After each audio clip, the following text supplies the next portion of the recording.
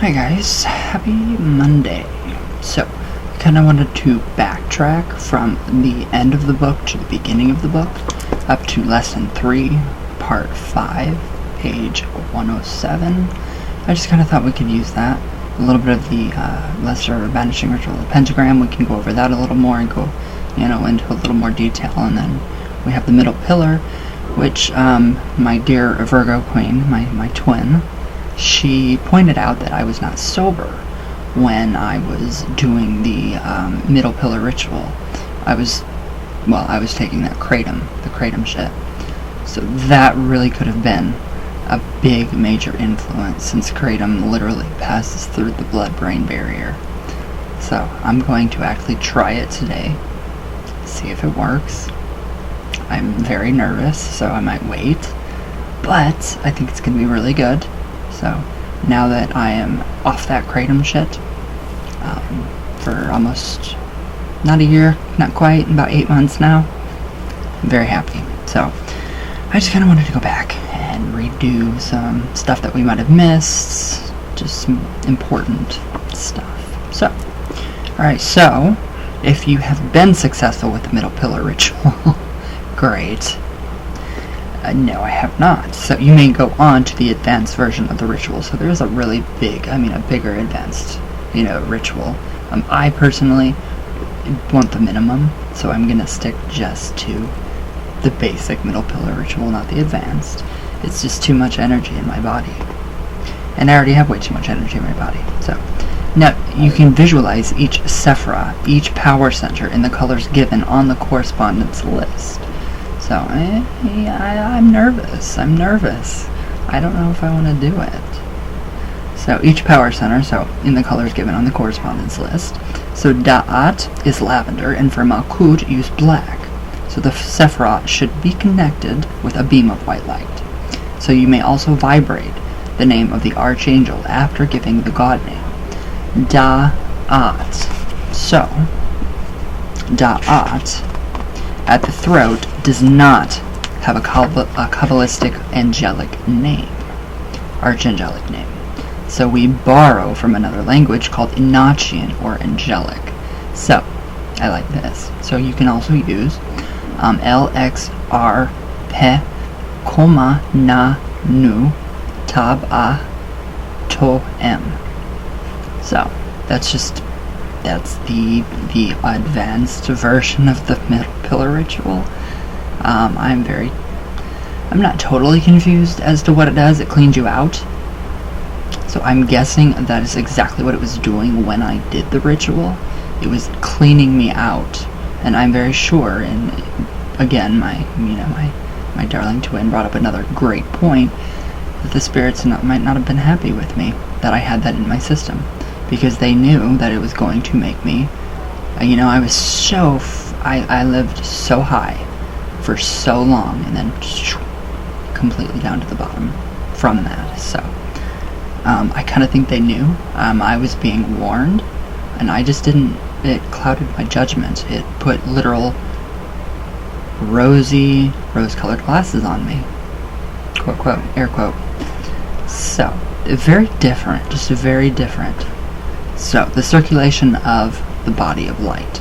Now, I want to do this one. This one is going to be perfect for me. I don't know about you guys. I don't know who does the middle pillar. I don't know who does the lesser banishing ritual of the pentagram. I myself have to work on... I have to work on the... I already have the LBRP down pat. Love it. It's incredible. It's amazing. It makes you feel great. Clears out all this negativity. So it's amazing. Now, the circulation of the body of light. This is what I really need to get practicing on, as well as the the banishing ritual of the hexagram, which is incredibly, it's simple, but my mind is just not clicking. It took me a while with the lesser banishing ritual of the pentagram. It just clicked one day, so now I can do it. Just close my eyes and literally do it within seconds. But I take my time now.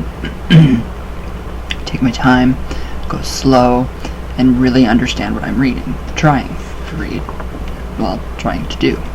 So, the circulation of the body of light Whether or not you are able to do the advanced version of the middle pillar ritual as given above, you should now add a new ritual to your daily practice. So it should add no more than 2 or 3 minutes to the total time of your daily work. There are 3 parts to it. So this is perfect. So start by doing the relaxation ritual. That's the ball of energy. You just face east, sit, breathe, calm down, let a ball of energy come up from the ground, a giant, like an orange ball of sunlight. Let it go all the way up your body, just relaxing everything in you. Fibromyalgia, people, it really, really does work. It really helps. The advanced or the instant relaxation ritual where you tense all your muscles up and then relax, be careful because you can Charlie horses, literally. And I know that's not fun for fibromyalgia people. So, alright, so start by doing the relaxation ritual.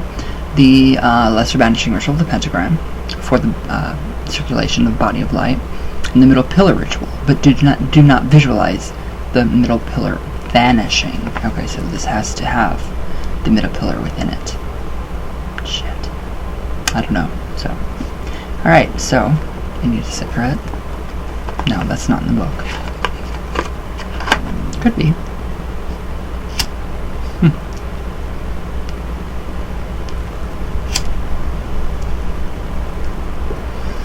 Holy windy. Alright. So, where'd I go? Yeah, just do the relaxation ritual, the LBRP, and the middle pillar ritual, but then you don't visualize the middle pillar in your body going away. So the first part, while keeping the visualization of the middle pillar, I wonder if I can do this without that. Refocus your attention on Keter, the white brilliance just above your head. So visualize this brilliance in a state of extreme strength, needing to radiate out even more energy. Visualize it sending current of energy down into the head, into the left shoulder. So let this energy pass down the left side of your body and to your left foot. Feel it move to your right foot, up to the right side of your body, to your head, and back up to Keter. So this motion should be synchronized with your breath. So the more you do it, it's just automatically synchronized with your breath, all that. So when you exhale, feel the energy go down your left side. When you inhale, feel the energy go up your right side. So you're literally balancing that out. Okay, so you should have the sensation of a circle of energy swirling around you. Move the energy with your breath in 6 to 10 cycles. So you're going to do the cycle 6 to 10 times with your breathing in sync with the light. So, alright. Where'd I go?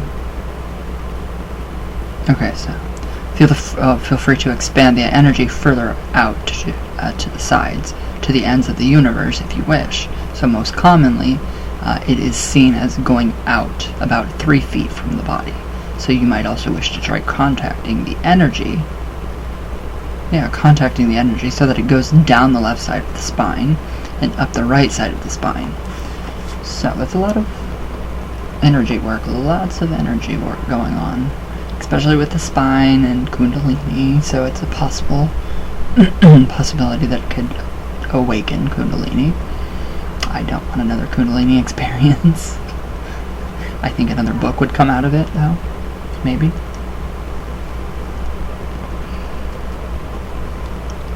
Alright. So the second part. So this is similar to the first method, but instead of directing the energy down one side and up the other, here you should direct the energy down the front of your body and back up. Oh, and up the back.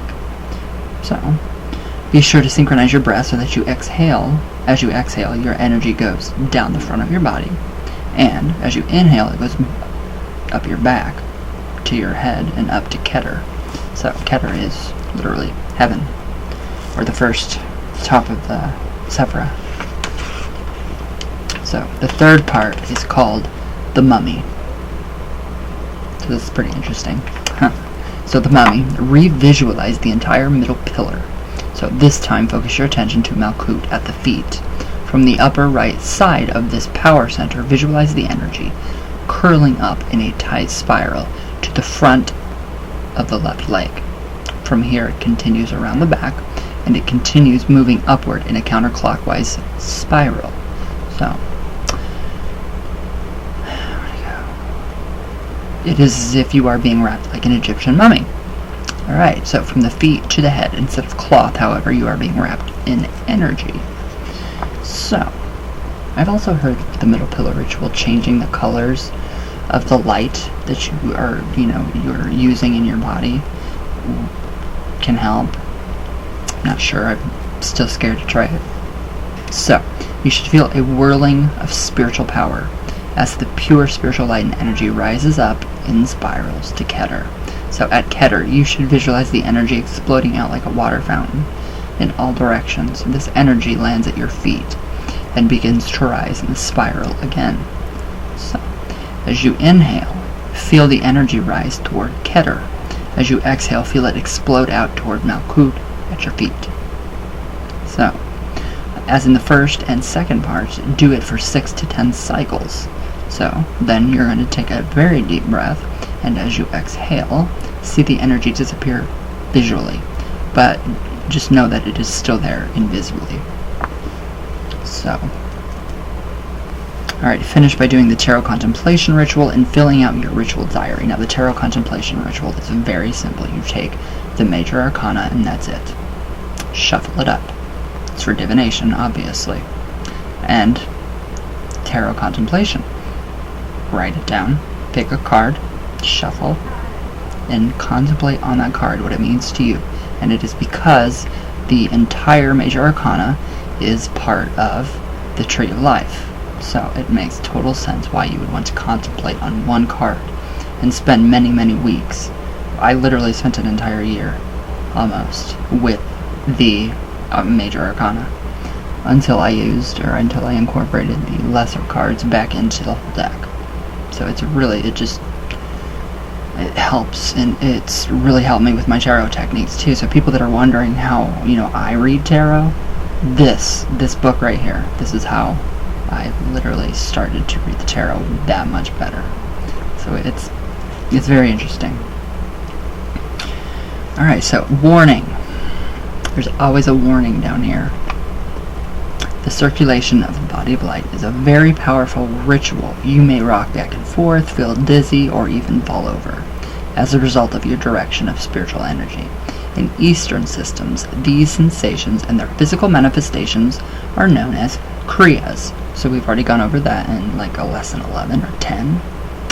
And the practice of their production is part of what is known as Kriya Yoga. So,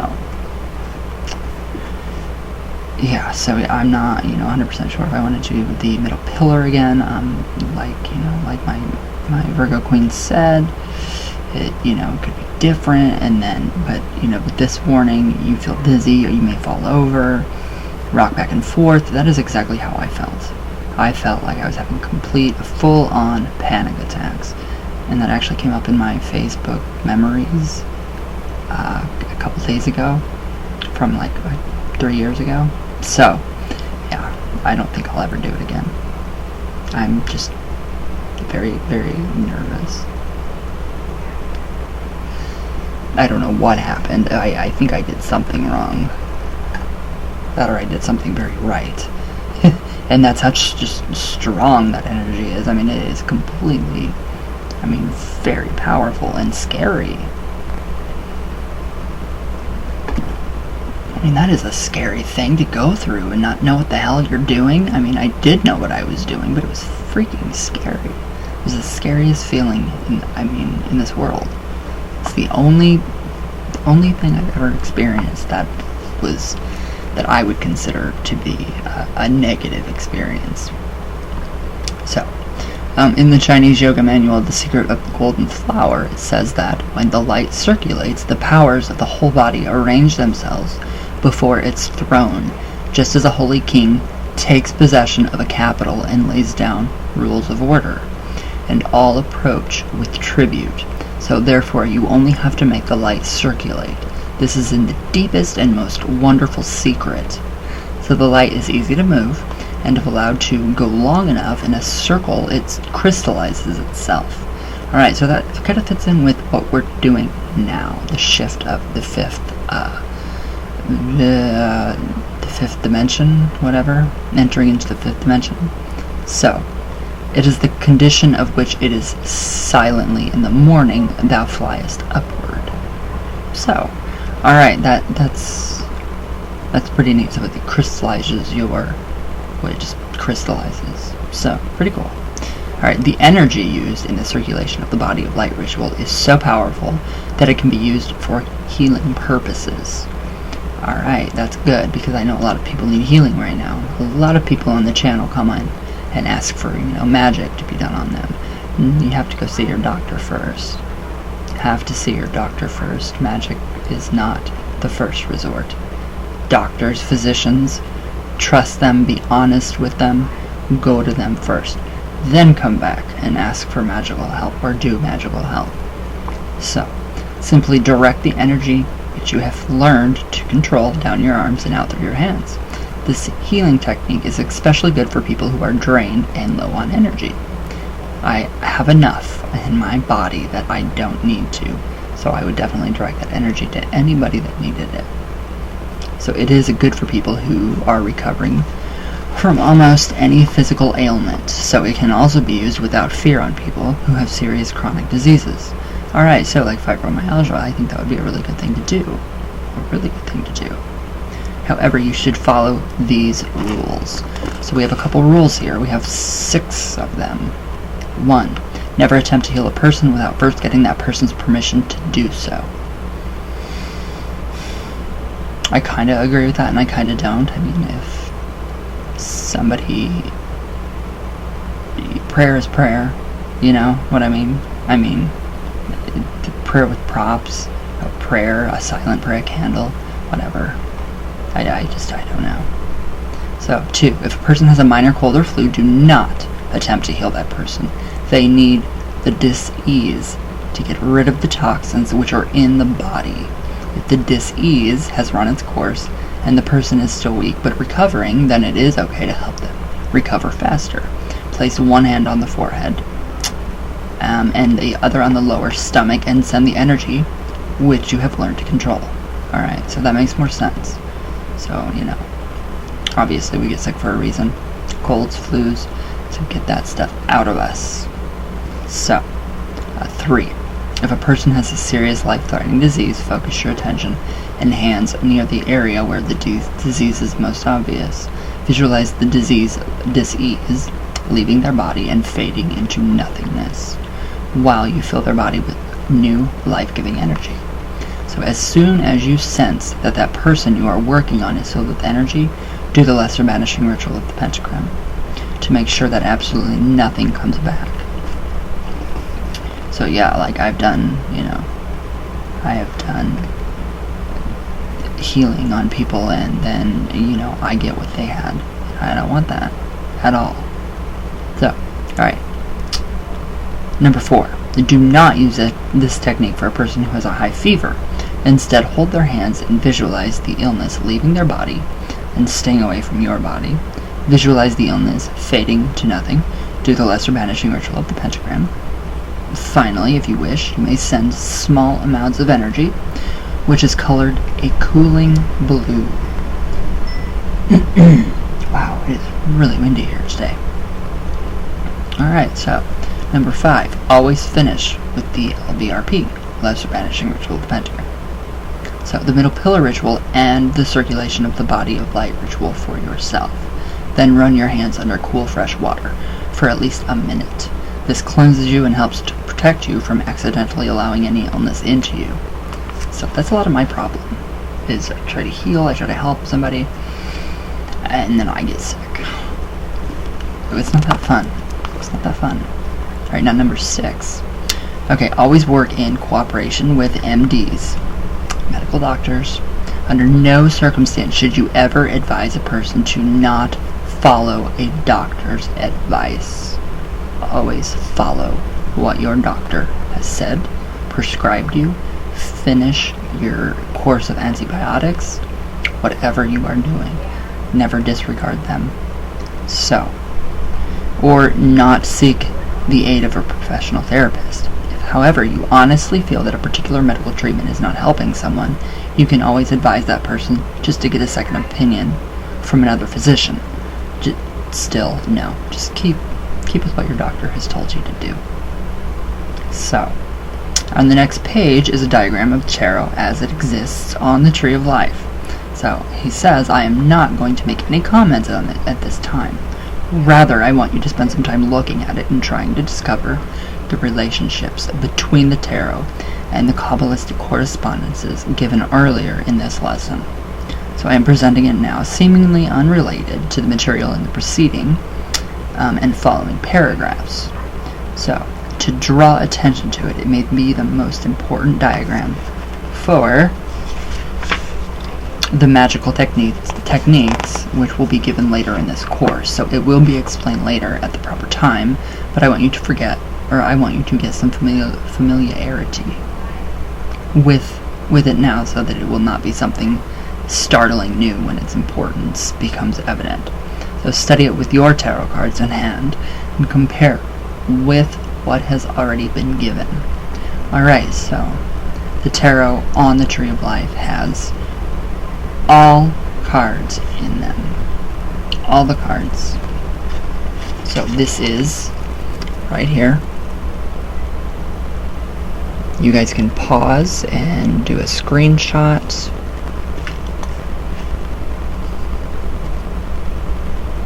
For that. Kind of let that focus a little more. So as you can see, that's the tarot in the Tree of Life, which is pretty amazing. I think so. So, alright. I love it. I love tarot, so. Alright. Before moving on to the next part of this lesson, there is another thing I wish to clarify with you. You may be thinking that I will be adding on to the basic daily rituals until you have no time to do anything else. So this is not the case. There is only one more basic ritual which you must learn, and do not give up. Do not omit any part of the rituals. Do not skip a day unless it is impossible not to. So everything that you are now doing is white magic, moving you toward unity with divinity. So it is also your preparation for doing gray magic. If you memorize the rituals, they should not take longer than 15 minutes. The LBRP, simple, very easy. Relaxation ritual, very simple, very easy. Middle pillar, I don't know. Still don't know. Right. So, and in a short time, this course will give you a method for doing the rituals anytime, anywhere via a special mental process. And we've gone over that special mental process in a couple days of videos. So it will take even less time to perform the rituals, and it will give you more personal power. So this is why I wanted to come back to the beginning and kind of cover a little bit more of what we didn't get to cover. So, alright, sometimes in my classes I have had students tell me that although they carry out with the rituals with extreme care, they feel nothing within themselves or without as a result. Wow. That's not my experience. So they want to know why they are failing and what they are doing wrong. The answer is there's nothing wrong and they are not failing. The energies involved in the rituals are continuously at work throughout the physical and spiritual universe. So, if only I did not experience that so harshly. So the energy goes around and through all things, both physical and non-physical. It is everywhere. So if you do not feel the motion of the energy before, there is no guarantee that you will sense it after you have begun practicing these rituals. Magic permits us to utilize these forces in ways non-magicians cannot comprehend. So, how many of you can comprehend this book? So, it is not necessary that you have any weird experiences or unusual sensations as a result of the practice of the rituals in this course. Really. If the rituals are done properly, desired results must inevitably occur. If you throw a ball in the air, it must come down. This is the law of gravity. If you do the rituals properly, you must get the desired results. This is the cosmic law of magic. So evidently I did it right, but the middle pillar, I don't know. I think I was too much kratom in my system. It was bad. So, sometimes unusual experiences or sensations can actually get in the way of psychic development. Alright, so some people get sidetracked into trying to produce psychic phenomena. They end up spending time trying to do relatively useless things such as levitation, or being able to see what symbol is on a deck or on the back of a card. You know, those cards with the waves and the star, square, circle, triangle. So, while spending time bending spoons, and what good is a bent spoon anyway? You can make a spoon ring, which is cool. They ignore their magical work and retreat their magical and spiritual retard. Ooh, I don't like that word. And they retard their magical and spiritual progress. So, some of you may feel or sense the energies that have been described in this and in previous lessons. Some of you, for a while, may not, but it doesn't matter. If you do the rituals properly, the magic will work. So, know that you can do the rituals successfully. Dare to do them, then do them. Then be silent about your achievements. Alright, so that's scary. I think I didn't have an achievement with that ritual. That was too much. It was just, I don't know what happened. So, alright, we'll go on to part 6 real quick. And this is really about the pentagram and the elements. So, kind of cool. A lot cooler. Alright, so part 6. In this section, I'm going to be discussing primarily the use of the magical tool known as the pentacle and its construction. I don't like the word pentacle. I like pentagram. Pentacle reminds me of Wicca. So first, however, I need to discuss the system of the magical elements. As you have probably heard, and as I have already briefly discussed, in the West we have a system of 4 magical elements. So, well, this is true now, nor to my knowledge, it's not true now. So, nor to my knowledge has it ever been true. As far as I can tell, calling our system 4-element system is a blind to fool those outside the temples of wisdom. So yeah, true. So the fact that there has been, or always has been, 5 magical elements, according to the Sefer Yetzirah, one of the oldest Kabbalistic documents extant. Their order is as follows. So we first have the Spirit of God, whatever you believe in, God, Goddess, whatever, source. Now we have air, emanated from spirit, water emanated from air, part of the water became earth, fire emanated from water. It's very difficult to comprehend, isn't it? It's not. So, note that some people call the system, as listed in the Sefer Yetzirah, a 3-element system. This is because the element of spirit is ignored, and the element of earth is not even considered a separately emanated element, but rather a mere part of the elemental of water. So, some later Kabbalistic systems contend that the element earth is only a combination of air and water, or a mixture of air, water, and fire. In any event, even though elemental earth may be considered a secondary element in the traditional Kabbalah, it is an element. So include spirit and earth with the 3-element Kabbalistic system, and we have our 5 elements of magic. So, very interesting. Very interesting. So in the West, the magical 4 elements are frequently pictured around a pentagram. So isn't it obvious that there must be a 5th element, so that each point of the pentagram can have a magical element associated with it? So, the missing element, of course, is the source of the other 4 elements, which is spirit. Spirit is the source of all that exists, and is the divine light from beyond Keter.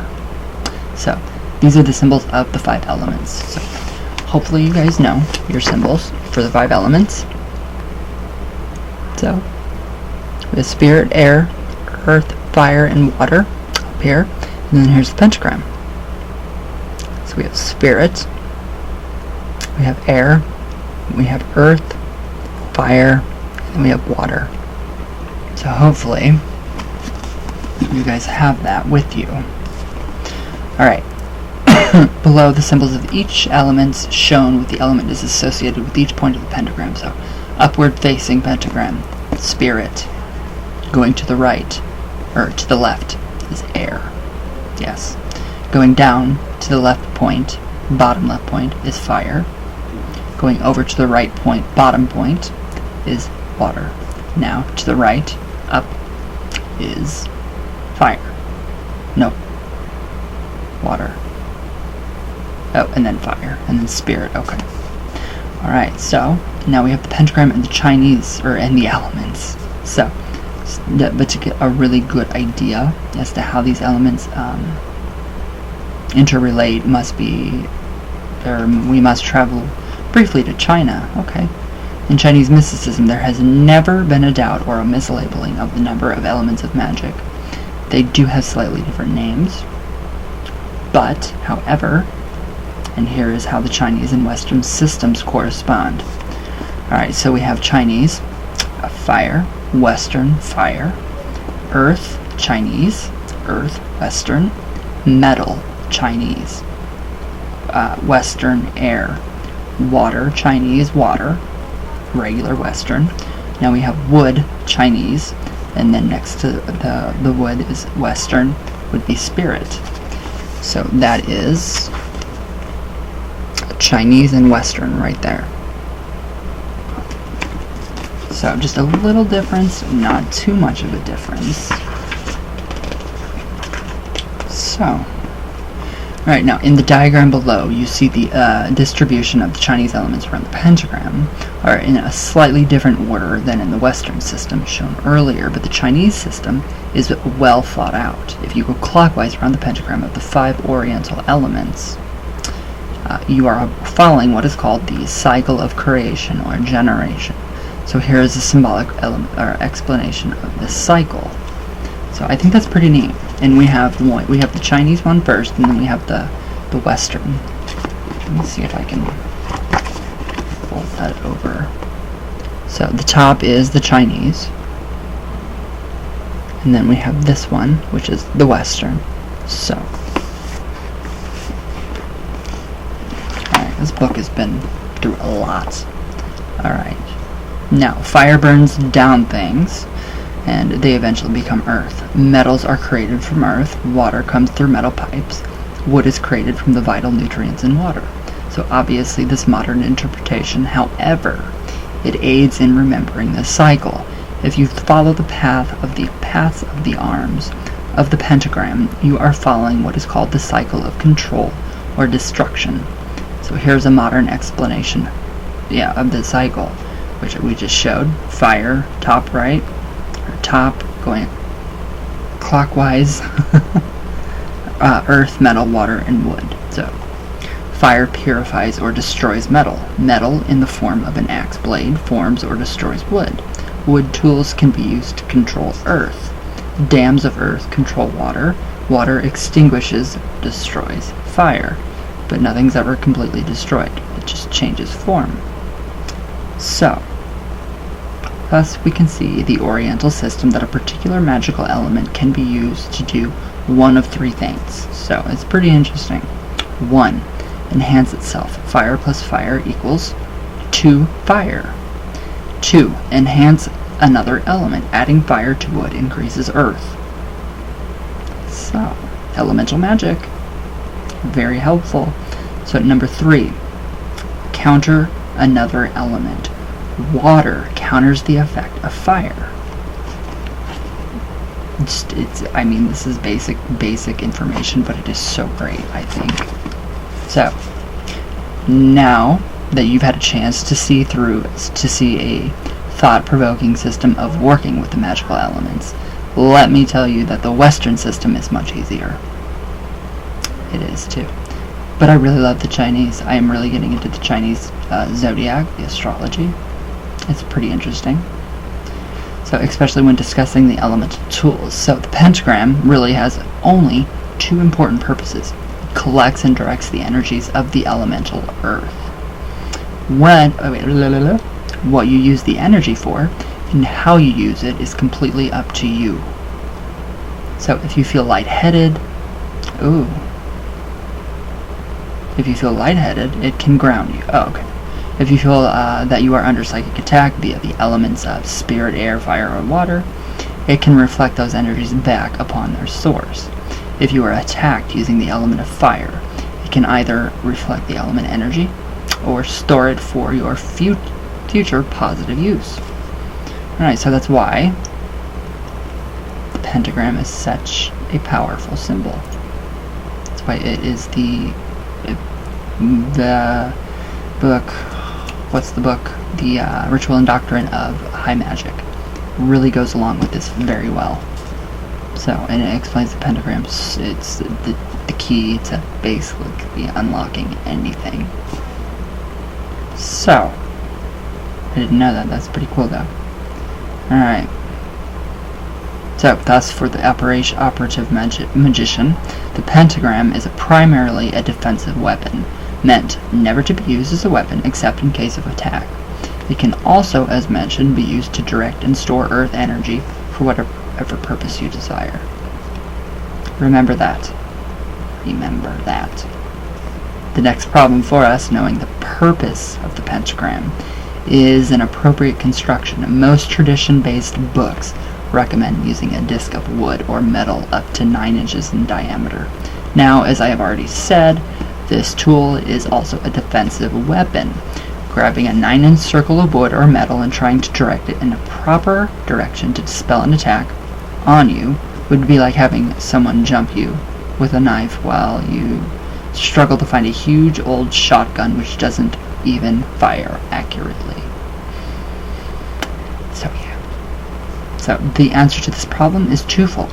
Firstly, an object 6 inches in diameter is far easier to use if you have average-sized hands. I think I have average-sized hands, I don't know. Secondly, if the object, instead of being flat, is concave, which, let's see, concave would be this way. So in, I'm trying to like push my hand inward. There, concave, but only backwards. So something like that. Alright, so if it is concave, it will return any energy from any direction back toward the direction from which it came. This creates a situation of instant karma. I love that for your attacker. Alright, so here we have a diagram, another diagram of just exactly how to work with that. There's the concave, how it reflects the energy back to the source, and here's this one, the flat one.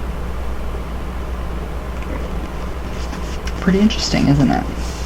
This, yeah, some pretty interesting stuff here. So I really want to actually just stick on this. I really want to stick with this. Alright. So. Alright now. What you can do is carve out or buy a shallow wooden bowl. They have beautiful wooden ones you can get in antique stores, thrift stores, anywhere. They're just very shallow, very nice, just beautiful bowls.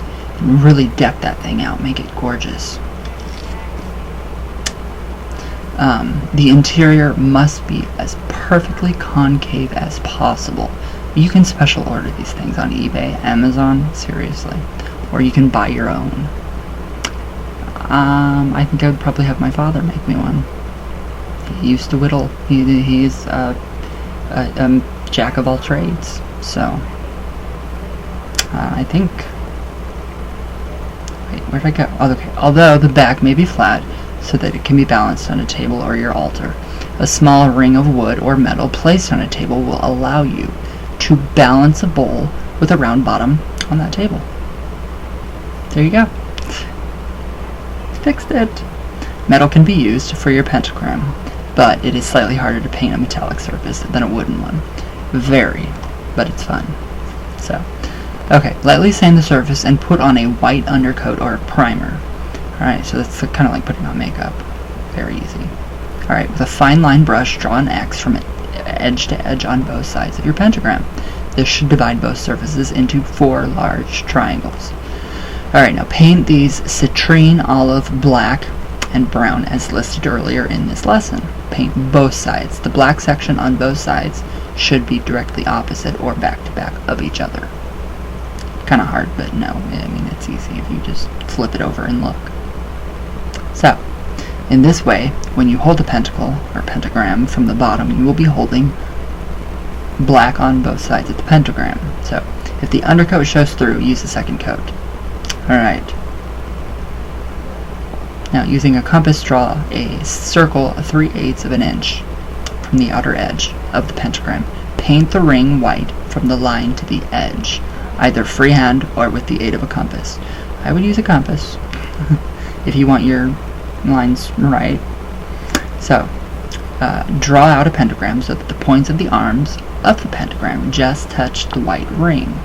So, which you have drawn on the front and back of the pentagram. So the lines of the pentagram should be about 3/8 of an inch in width. So if any of the background colors show through, show through these white lines. Keep adding coats of white paint until the white is opaque. Alright. Next, fill in the circle with the Hebrew letters of the God name, angelic name, etc., and the appropriate sigils as given on the next page. These should be painted in dark black. Well, isn't black already dark? Extra coats for lettering may be necessary. The lettering should be black, not gray. Finally, cover the entire pentagram with a protective clear coat of lacquer. I use Crystal or Art and Glow. That's the best one I have found to use when, like with the Ouija boards, that kind of thing. So, I suggest the use of Varathane liquid plastic gloss. Yeah, whatever. If you want more information on how to work with paints and colors, this guy suggests the book of The Secret Temple by Robert Wang. So, in it, he gives the methods for building the Golden Dawn tools. If you get the book, you will see that the Golden Dawn used not a pentagram with a pentagram on it, but a hexacle with a hexagram on it. So, why they called it a pentacle, pent, is a prefix meaning 5, is beyond me. Of course, if you feel necessary to make a Golden Dawn style pentacle, there is no reason why you should not. A pentagram is a 5-pointed star. A pentacle is an object with a pentagram on it. Okay, that makes sense now. So, finally, if you notice, there is a space listed on the page for a motto. This is the Golden Dawn equivalent of a magical name. So, just as putting on your magical robe tells your subconscious that something special is happening, so too does referring to yourself by your magical name or motto add to this intuitive understanding. Many people take the magical names of someone they admire for their magical ability. So, real or imagined, such as Merlin or another historical or mythical character. But rather than a name, it can also be something that you stand for or believe. So the Golden Dawn mottos were usually in Latin, but any language will do. So here are a few examples that you can try. Anima pura sit, let the soul be pure. Demon est deus inversus, the devil is the converse of God. So Dio deus comite fero, with God as my leader and the sword as my companion. Finem respis, have regard to the end. Perdurabo, I will last through.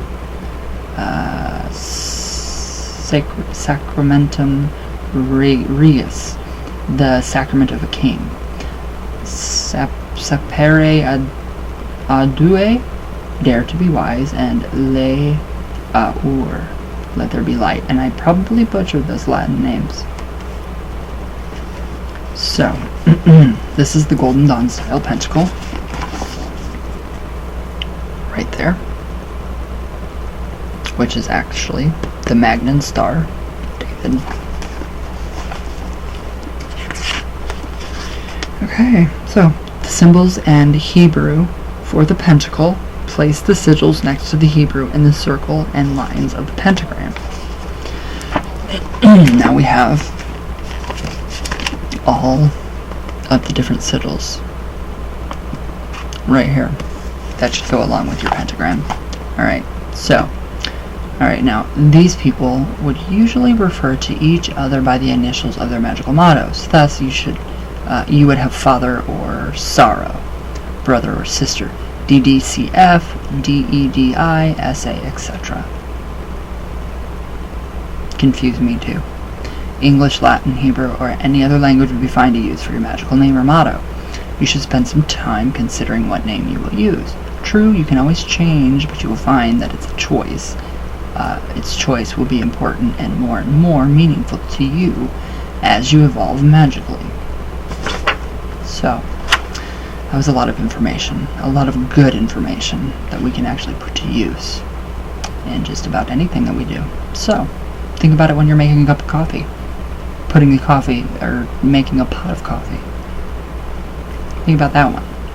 So, alright, tomorrow we'll go on to part 7. So this was, yes, I'm loving this. And I'm really glad that you guys like it too. So, alright guys. Yeah, today is just a very odd day. But yeah, I don't want to get into that. So, I will see you all tomorrow. I hope you guys enjoy. I'm trying my best to title it with the lesson number and what part we are on. So, alright guys, I love you all very much and thank you for watching. All my love, all the way from Venus, all the way back down. And I will see you guys tomorrow. So, everybody have a great day. And thank you guys for watching. You guys are amazing. So, alright guys, I love you all.